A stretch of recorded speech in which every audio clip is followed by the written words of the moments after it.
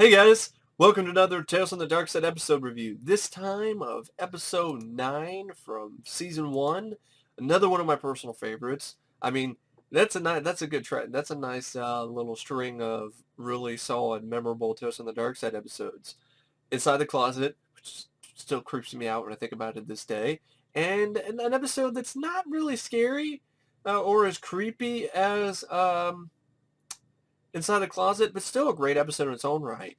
Word Processor of the Gods, which is based on a Stephen King short story. This episode is directed by Michael Gornick, who also directed, I believe it was Slippage. Just double checking so I know for sure. Yeah, he directed Slippage.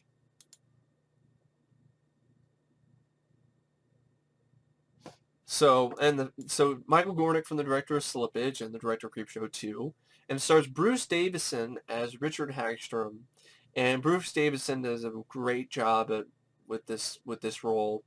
Karen Shallo plays Lena Hagstrom, his hag of a wife. Patrick Picccininni plays Seth Robert Hagstrom, who's this a brat of a kid who plays his heavy metal music way too loud and is a complete obnoxious asshole, just like his mother. And you have Bill Cain, who plays Tom Nordhoff, who was a friend of Richard's. And Jon Shear plays Jonathan, who is a son of Richard's asshole brother, who actually ends up passing away in an accident. And Miranda Beeson plays Belinda, who is the wife of Richard's brother, who pretty much Richard never got the guts to propose to. Excuse me, propose to. So that's why he's married to this hag of a woman who's just a complete utter bitch. I have to admit, Karen Shallow did a good job playing a shallow bitch in this episode. Um, it's all about her. She's asked Bruce Davidson's character, Richard, you need to get a job. When are you going to get some money? When are you going to sell that book and make some money? I do something. I go to bingo every night and I win. You're right. Wow, what a bitch. And then her son's obnoxious too. Won't listen to his father. His father says stuff like, "Keep it down, Seth." And it's like, buzz off. It's really a total asshole. So what happens is Richard ends up getting in the mail this word processor, which is pretty much the results of the fruits of the labor of Jonathan, who, is his nephew. And Jonathan was always a nice boy, and he always wished that, he had a better dad than his asshole brother. And that's part of the reason why he died. Because I think his asshole brother was drinking, and both died in a car accident. So I believe it's both of them died. I know that Jonathan did die in that accident, though.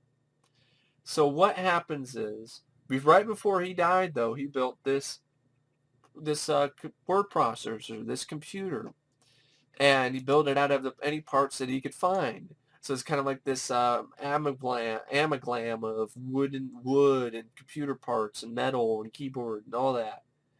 And it even has a monitor and things like that. And of course, Richard doesn't think it's going to work, and neither does Tom. Tom leaves, gives himself some, helps Richard grieve. Seth is still there playing his fucking guitar way too loudly like a douchebag. Karen Shallow, Lena Hagstrom, she ends up going off to bingo to win because she does a lot more in life than poor Richard, who's basically making the money in the household. But it doesn't matter, he's a writer and he's trying to write some books and he's already saved up money, and there's a reason why you have a home, lady, when you're the one that's like, I do more for a living. I play bingo and I win a lot more than you loser. So anyway, Richard he gets a computer, and it's actually the day that all this happens is his birthday, which is also really, sad too, because his favorite nephew dies, and now it's his birthday, and he has this sort of sad message that, it's kind of a bittersweet message. He plugs in the word processor, and it actually works. And on the monitor it says, "Happy birthday, Uncle Richard, from Jonathan." And, it's bittersweet because Jonathan's no longer with us, no longer with him. So he presses execute, which deletes the main screen or whatever. And then he starts typing in some random stuff. And stuff starts actually happening. So my wife's picture is on the desk next to me, and then he presses execute, and then he turns around and the picture is missing. It's like, oh, okay, all right, this is weird.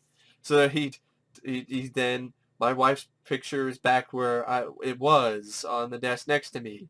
Then he turns around and presses execute, and he turns around and then, oh, it's back. So now he's like, okay, all right. Then he goes, "My floor is bare, except for a sack full of 12 Spanish doubloons." Execute. Computer leaves a message that says done. And then he looks around, he looks to the left first, and he doesn't see anything. Then he looks to the right, and he finds a sack full of Spanish coins, doubloons. 12 Spanish doubloons is worth like $28,000 in gold. So he's like, yes. And then he gets a phone call from Tom, who tells him, basically he's pretty much telling him, don't use this gift for yourself. Don't be selfish, do the right thing. So, but he's still being kind of selfish, and he types in on his computer, "I have ideas for 10 award-winning, bestsellers." Scratch that. Come on. 20 best-selling, not bestsellers. And then the power goes out because, the kid was playing too long on his computer. The kid, Seth, was playing too long with his guitar, and maybe also because he was doing the wrong thing with the computer, which it wasn't meant for. I don't know what the fuck that was. Somebody called me. It's weird. Weird. But anyway, sorry about that interruption. That's straight from Tales from the Darkside, huh?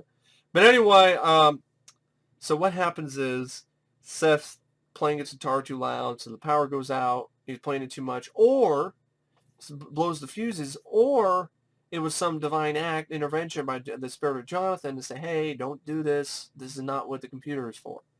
So then he realizes, okay, I've had enough of Seth, so he says, "My son is Seth Robert Hagstrom," and then execute, and disappears. He makes his son disappear. And then he has like a fantasy because he hears his wife coming home from bingo, and he has a fantasy of her like, saying, "You killed my boy. You murdered him. You never liked him. You never liked me. You never loved me. You never had the guts to marry that Belinda." And so, of course, it's just a fantasy. It's a daymare. And then she comes home and she's like, "I want a turkey. See, I'm better than you. Where's the peanut butter cups, asshole?" It's not really what she says, but you get the gist of it. And so, he's had enough of this. And, so she's like, "Well, are you going to come upstairs to bed with me? Are you going to go down there and run your stupid thing?" And I'm like, "Well, does it work? No, not really." So then he ends up going downstairs. And he comes with the idea that, okay, I'm going to change my life for the better. And he goes on the word processor and he types in, I live alone except for my beautiful wife, Belinda, and my wonderful son, Jonathan.